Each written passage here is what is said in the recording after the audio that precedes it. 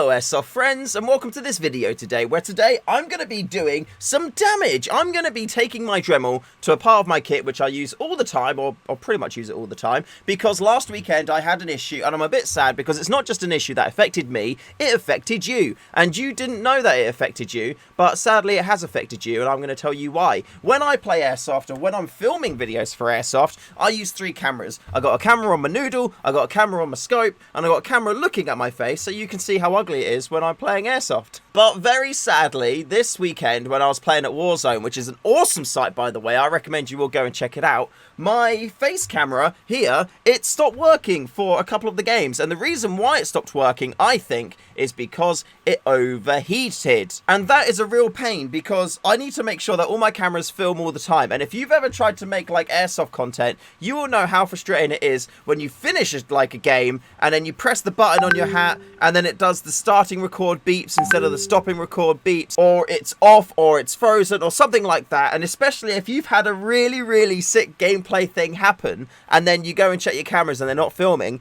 it is so disheartening. I can't even start to explain to you. So if you've seen the grenade gameplay, or if you've seen the one where I've been defending the embassy, those are the gameplays where my front-facing camera stopped working for them. And yeah, it's a shame because that would have been really cool to have added another aspect, another view to those gameplay videos instead of just the head and the scope, which is kind of like a little bit like 2-dimensional instead of 3-dimensional. I also had another game day where I was playing at Mayhem, and one of the games my scope cam wasn't on, so I had my head cam and my scope cam, and then another one of the games my scope cam wasn't on, so I just had head cam and face cam, and then I had another game where my head cam wasn't working, and it was just face cam and scope cam. I think that was probably even more frustrating because I was barely able to kind of put gameplays together from that. But anyway, back to what's at hand today. This is my GoPro Hero 4 Silver, which I run. I've had it for years, and this thing is awesome. Now, I have experienced overheating with it before because this front lens here used to like get all condensation on the inside, and then you couldn't really see anything. So I took it off, and many of you will probably be thinking, oh my god, your lens, it could get damaged. And you would be right in that. In fact, I've actually dropped this camera before, and you probably can't see it, but there is a scratch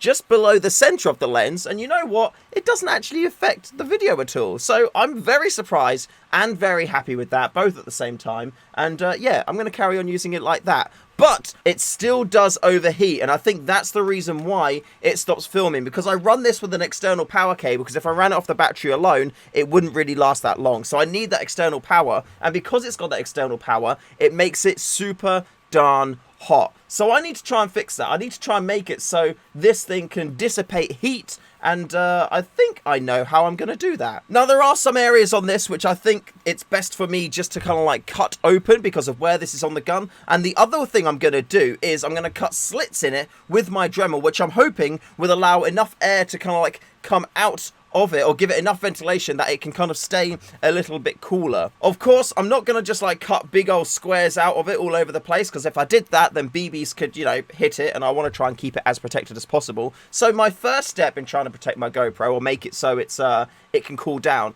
will be cutting slits in everywhere, and I mean like everywhere. So on this back panel here, I'm going to cut slits all across there. This bit, because this is actually next to the ref, I'm not too fussed about this bit being like extra safe, so I'm actually going to cut this window bit out here even more. On the front, I'm going to put slits there, I'm going to put slits there, and here again, I'm going to put slits on there. So I'm hoping I can do this enough to you know, kind of like give my GoPro enough air whilst also keeping it safe. And then once I've finished all of that, I'm going to get some spray paint, I'm going to spray the mount, and I'm going to spray the camera case down as well, because I don't really need it to be, you know, the tape isn't really that great of a look, and there's definitely kind of improvements to be made with a little bit of spray paint on there. So I'm going to do that, and I'm also going to leave a little hole where the red light is, because often I'll put it on filming, and then I'll be like looking like this to try and see if I can see it, and it's just a bit of a pain. So where the red light is on the inside, I'm actually going to leave a little hole there of paint so I can see the red light is on all the time, and that's going to make me a happy boy. So without further ado, let's take the tape off and I guess have a bit of a montage.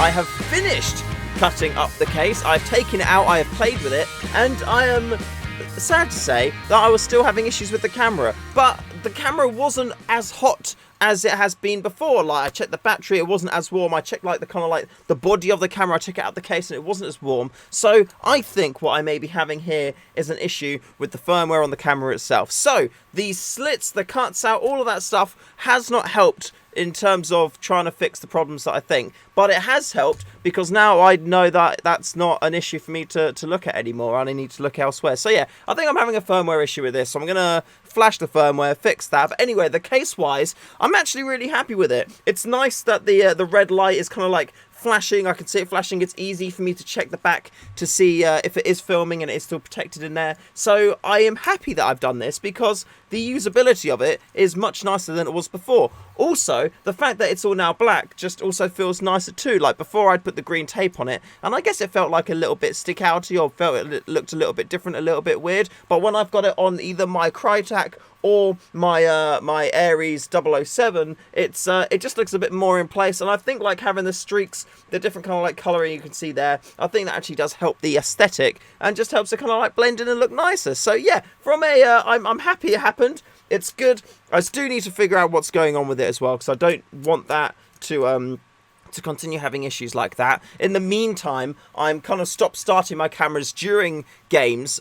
When I have a point where I'm just a bit like, you know, chill, walking back to spawn, something like that, I'm starting my head cam and my face cam. My scope cam, I haven't had any issues with, so I'm not worried about, you know, starting that at the moment. If I do have issues with that in future, I'll do that. But yeah, for the meantime anyway, starting, and that's been okay. So that is the final product of all my cutting up. I do enjoy it. I wish this bottom one here wasn't as big, because that is going to be a bit of a danger, but everything else looks cool, and yeah, I'm very happy with that. Very happy indeed. Thank you very much to everyone for watching. I hope you've enjoyed and learned some stuff today in this video today. Huge shout out to all of my patrons as always. You're wonderful, wonderful people. Thank you all very much for checking out in the video here today and supporting the channel all the time. As always, this video was sponsored by Project Airsoft, so go check out Project Airsoft on the website. Lots of fanciful, wonderful stuff on there for you to enjoy, check out, and make your airsoft life a little bit easier. Yes, that's what we all like to do. And with that being said, thank you again for watching. Remember to call your hits, and I'll see you in the next one.